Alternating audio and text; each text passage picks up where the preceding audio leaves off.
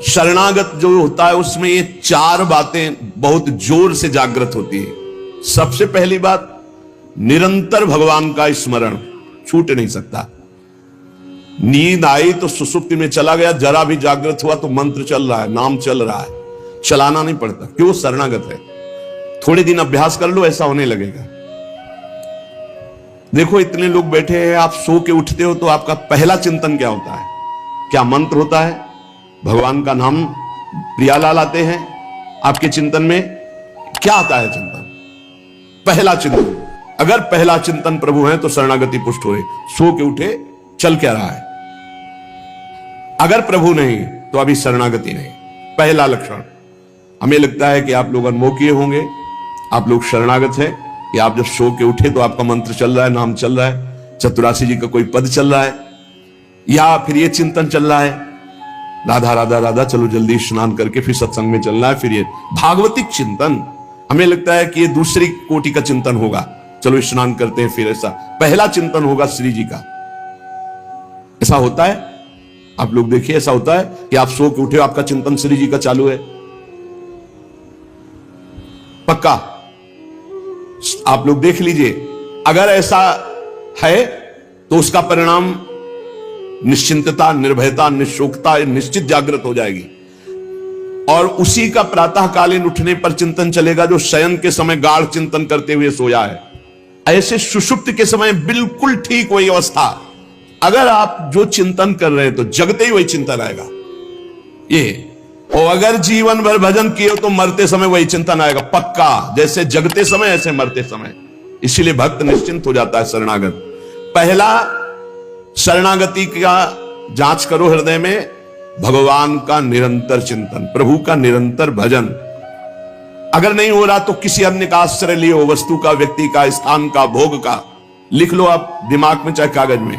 उस आश्रय का मिटिया मेट हुए बिना शरणागति पुष्ट नहीं होगी। आप अगर ईमानदारी से छोड़ दो तो छोड़ दो, नहीं भगवान फिर जो कहते हैं ना कि जो मेरा होता मैं, फिर उनका जो ऑपरेशन होगा वो शायद है कि सह ना पाओ, क्योंकि शरणागत हो छोड़ेंगे नहीं।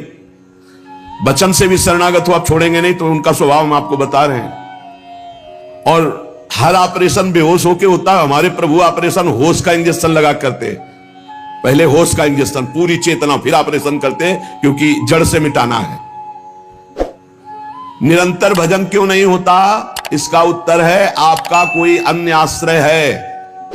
कोई है व्यक्ति, वस्तु, स्थान, पदार्थ, पद, कुछ है जिसको तुम भजन से भी अधिक मानते हो, प्रभु से भी अधिक मानते हो, इसीलिए आपका भजन नहीं होता। जो सर्वतोभावेन शरणागत है, भजन करना नहीं पड़ता, भजन होता है।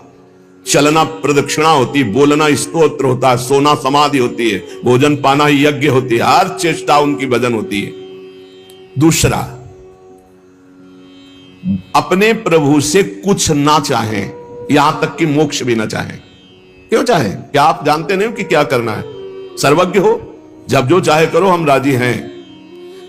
पहला, निरंतर भगवान का भजन। दूसरा, अपने प्रभु से कोई भी मांग ना रखना, शर्त ना रखना। जो शर्त होता है वो प्रेम नहीं होता। प्रेम में कोई शर्त नहीं होती, सौदेबाजी नहीं होती। प्रेम में सौदेबाजी नहीं होती, सौदेबाजी प्रेम नहीं होता, पक्की बात सुनो। तीसरा, प्रभु के हर विधान में आनंदित होना। प्रभु के हर विधान में आनंदित कौन होता है? शरणागत। नहीं तो विधान की जांच होती है, अनुकूल है कि प्रतिकूल। प्रतिकूल है तो नो नो नो। ये जो कच्चाई होती है शरणागति में, वो भरभरा जाता है, शोकित हो जाता है, इधर उधर डगमगा के आश्रय लेने लगता है। हर विधान उनका मंगलमय।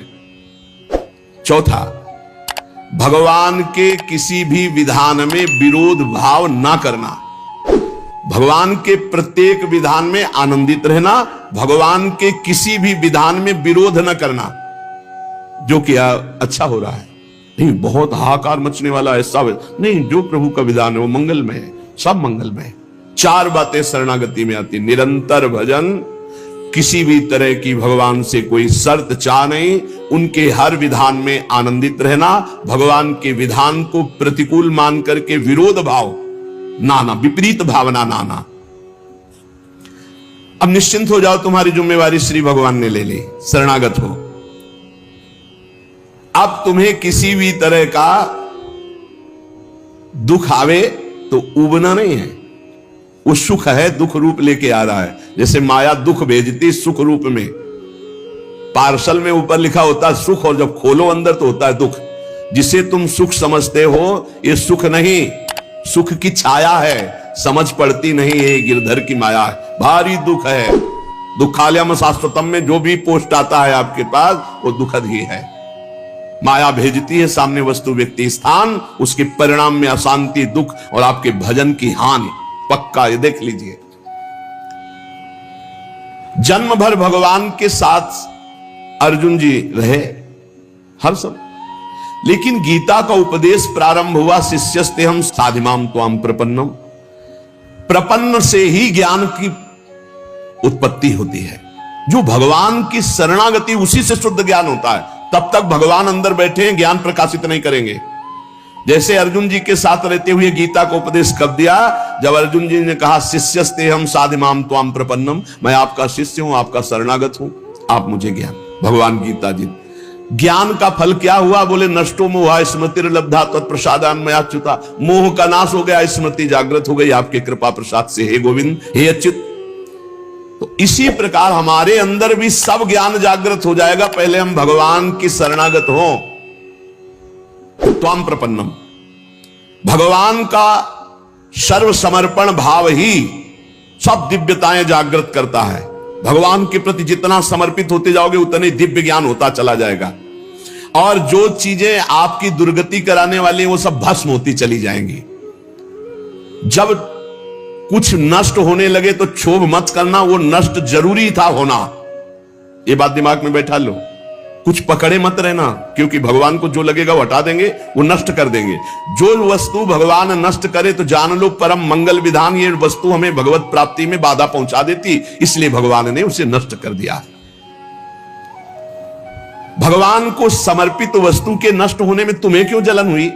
क्योंकि तुमने तो भगवान को अपना सर्वस्व मानकर समर्पित कर दिया। अब तुम्हारे पास अपना कहलाने के लिए सिर्फ भगवान है, और भगवान की सब वस्तु जब जो चाहे हटा ले, जब जो चाहे रख ले। जरा इस पर विचार करो। आप राजी हो शरणागत? आपके पास अपना कहने वाला शब्द केवल भगवान के लिए है, और जो भी कुछ आपके पास है वो सब भगवान का है। वो चाहे अभी बुला ले, चाहे वर्षों रखे, चाहे अभी नष्ट कर ले, चाहे और बढ़ा दे। क्या राजी हो इस बात में शरणागति पर? अंदर से देख लो, तुमने तो दे दिया भगवान को, और तुम्हारा था कब, और वो था कौन, तुम्हें पता है? नहीं पता। इसी अज्ञान का नाश करने के लिए पहले ये बात स्वीकार करो, अपना कहने के लिए हमारे पास अब एक बात रह गई है, प्रभु। हमारे पास जो कुछ है, शरीर, मन, प्राण, आत्मा, परिवार, धन, संपत्ति, सब प्रभु को दे दिया। शुभम तभी वास्यता। अब जब प्रभु को दे दिया तो जब मन आवे तब ले ले। जैसे हम अपने घर की कोई वस्तु किसी को दे दिया, वो कह रहा है रखे रहो, हम ले लेंगे। अब जब कभी वो ले ले तो ईमानदारी से हमको दुख नहीं होना चाहिए, क्योंकि हमने उसको दे दिया। अब आप देख लीजिए, तुम जो भी करते हो वो मेरे को समर्पित कर दो। एक एक बात समझ लो। यहां यत करो से कहा है, ये करो ऐसा नहीं कहा।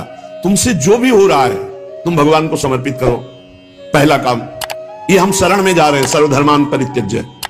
हम भगवान की शरण की तरफ यात्रा कर रहे हैं। यत करोषि, ये तो सर्वाणि कर्माणि मयि सन्न्यस्य मत्पराः, मेरे परायण होकर सारे कर्म मेरे को समर्पित कर। क्या जाता है?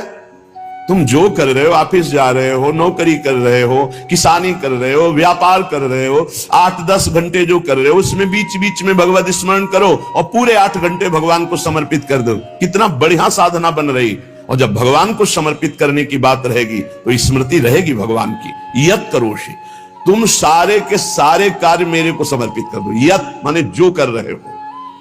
तो क्या उसमें पापाचरण भी होता है क्या? तो क्या भगवान के लक्ष्य रखने वाले उपासक में पाप वासना वाली बातें रहती क्या? इसका मतलब सत्संग सुना नहीं, इसका मतलब सतमार्ग में भी तुम्हारा प्रवेश नहीं हुआ। नहीं तो ये प्रश्न ही नहीं उठता कि भगवत मार्ग में चलने वाले का कदम कुमार्ग में चला जाएगा।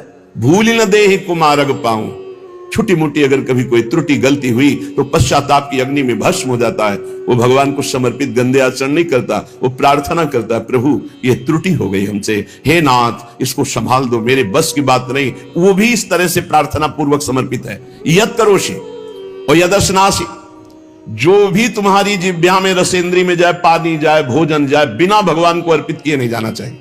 अभी शरणागति पुष्ट हो जाएगी। जो भी कार्य करो भगवत समर्पित करो। एक स्थिति आती है जहां भगवत समर्पित करना नहीं पड़ता, स्वयं होता रहता है। वो होता है तन, मन, वाणी और अहम, इनका समर्पण जिनका हो चुका है पूर्ण रूप से। अब उनका नहीं होता कृष्णार्पणमस्तु, ये तो प्रारंभिक, पर ये जब तक स्थिति नहीं है तब तक प्रारंभिक दशा में ही हो। हर समय भगवदाकार स्थिति, कौन किसको समर्पण करे, ये स्थिति जब तक नहीं तब तक सिद्ध बनने की कोशिश न करे। आचरण जैसा आज्ञा हो रही शास्त्र की वैसे चले तो स्थिति आ जाएगी। यदश्नासी, बिना भगवान को अर्पित किए कुछ नहीं खाना। भगवान आदेश करें जो पा रहे हो वो मेरे को अर्पित करो पहले। यदि शुद्ध शरणागति प्राप्त करना है तो जो कर्म कर रहे हो पहले, ये तो सर्वाणि कर्माणि भगवान कह रहे हैं, यत् करोषि, जो कर रहे हो मेरे को अर्पित करो।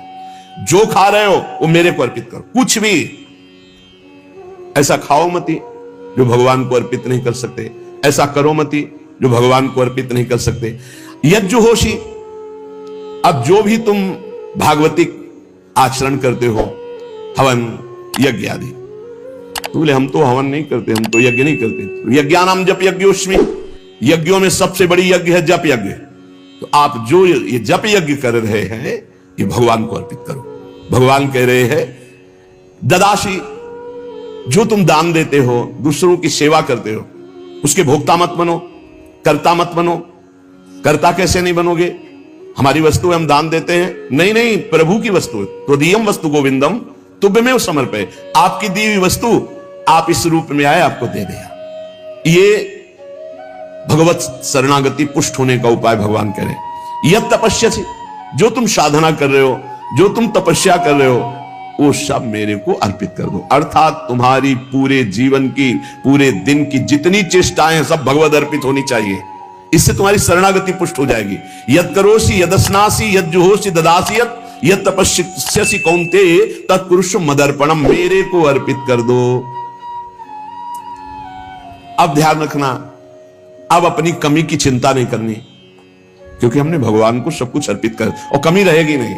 कमी रहती है अहंकार के कारण, भगवत विमुक्ता के कारण। फिर भी आपको संतुष्ट करने के लिए कह रहे हैं कि जैसे हम अपना मकान किसी को दे देते हैं तो मकान में जाले लगे हैं या टूटा है या कुछ भी बिगड़ा है, अब ये सारी जिम्मेवारी जिसने मकान खरीद लिया, ले लिया, उसकी होती है। वो मरम्मत करवाएगा, वो सफाई करवाएगा। ऐसे ही हम अपने तन को, अपने मन को, अपने प्राणों को, अपने जीवन को जीवननाथ प्रिया प्रीतम के चरणों में समर्पित कर दिया। अब हमको बेपरवाह रहना है इस विषय से। अब हमारा क्या होगा हमको ये चिंता नहीं करनी। अगर चिंता है तो शरणागति नहीं हुई, अगर ये चिंता है कि मेरा क्या होगा तो शरणागति नहीं हुई। सोचो, संसार में कोई तुम्हें प्यार नहीं करता, मान लो बात। जो प्रिया, जो प्यार करके अपने महल में रखे, सुविधाओं के द्वारा तुम्हारा भरण पोषण कर रहे, तुम उनके प्रति रोना नहीं आता? उनके प्रति तुम्हें ये गुस्सा आता है कि ये प्रतिकूलता क्यों दे दी, हमारी ये अनुकूलता की बात थी, अनुकूलता क्यों नहीं दी? अरे जिनसे तुम अनुकूलता की आशा करते थे वो तो तुम्हें देखना नहीं चाहते, अंतर की बात तुम्हें बता रहे। और जिनको तुम कभी माने नहीं, जिनके लिए कभी कुछ किया नहीं, वो तुम्हें अहेतुकी प्यार से लबालब डुबो रहे, फिर भी तुम्हारे अंदर गुस्सा आता है प्रभु के प्रति। तुम हो कौन? अरे तुम भगवद अंश हो, भगवान के द्वारा शरीर दिया गया, भगवान के द्वारा सारी व्यवस्था दी गई, तुम्हारा अस्तित्व ही श्री भगवान है। समर्पित हो जाओ तो फिर चिंता भी खत्म हो जाएगी, सब कुछ उनकी कृपा से हो जाएगा। तुम चिंता मत करो, चिंतन करो। भगवान हमें मोक्ष दे दे, भगवान हमें स्वर्ग दे दे, भगवान हमें अनुकूलता दे दे, भगवान हमें अमुक वस्तु दे दे, ऐसा सोचने वाला समर्पण नहीं हुआ, अभी शरणागत नहीं हुआ। सर्व समर्पण में ये सोच ही नहीं रह जाती। जब तक अहंकार है तब तक समर्पण का नाटक है, समर्पण नहीं। अहंकार है वहां सर्व समर्पण नहीं है। इसीलिए ये सब प्रश्न और सब चिंताएं, शोक, इनकी गुंजाइश नहीं। शरणागत के पास कोई भी किसी भी तरह की चिंता और संशय वृत्ति नहीं रहती। सर्व समर्पण हो जाने पर अब जिम्मेवारी भगवान की है, हमारी नहीं। हमारा केवल कर्तव्य भगवान का आदेश पालन करना। वो आदेश करें अनन्यस चिंतयन्तो माम, केवल मेरा अनन्य चिंतन करो, माम अनन्यस चिंतन।